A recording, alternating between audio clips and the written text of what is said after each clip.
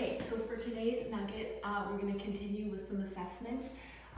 The better or quicker you want to improve in these, you'll be as consistent as possible in the warm-ups, the cool-downs, the strength training sessions, and of course the extra bonus mobility workouts that I continue to send you. This mobility stuff is not yoga. The stuff that I'm programming specifically will improve in all of these areas. So if you're struggling, please try to consider to incorporate some of the stuff. Even if you're shitty at it, right? You can only get better.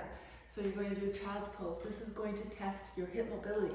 So if you can get those knees out, you can extend your arms, place your head on the elbow and be quite comfortable, then your hip mobility, especially the adductors, is good. Right underneath the notes, hip mobility, good. Felt okay or felt like shit? You know, just write the notes so you can compare. Rotation, okay, so we're going to test your thoracic and shoulder mobility. So if you can go in this position, arms are straight, okay, you don't want to lock them, but you do want to have them straight. You're lightly going to be holding onto your hand. I just want you to see if you can open up your shoulder and then rotate elbow to elbow. So if that feels okay, this is my right back shoulder, so I won't be able to open up as well. I'm already aware of this. Okay, I'll test it and continue to improve. But then if you can do that without bending this arm, see if you can get actually down onto the ground. So do 4 or 5 of these, and on your 5th one, if you can get down to the ground, then your thoracic mobility is also quite good. Reverse tabletop, this is why I program this movement a lot, because it tests your wrist mobility, your shoulder mobility, and your thoracic stability, hip extension mobility. I write notes and then I forget what I'm saying.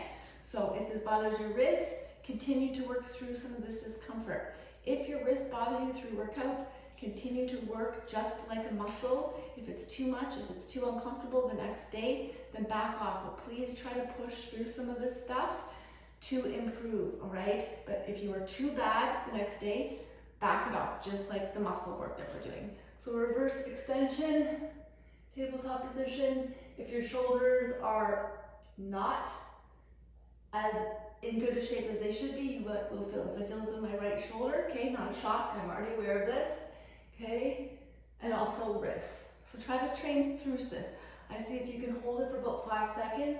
Extra bonus work if you can do it with a arm up. So I know my right side, extending on my, moving my right side, this is very easy for me. Everything feels good in terms of my hip extension, my shoulders, and my wrist.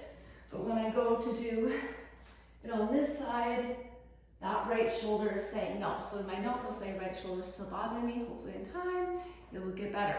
So the last thing I want you to test is your hamstring flexibility. So if you can, your back has to be straight.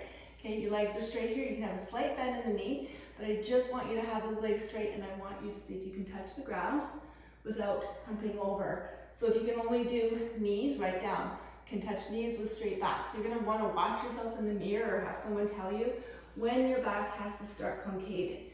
So for me, not bad, okay, but I probably would say wrist. And again, this is that piriformis, still not 100%. Write these notes, we will test these again.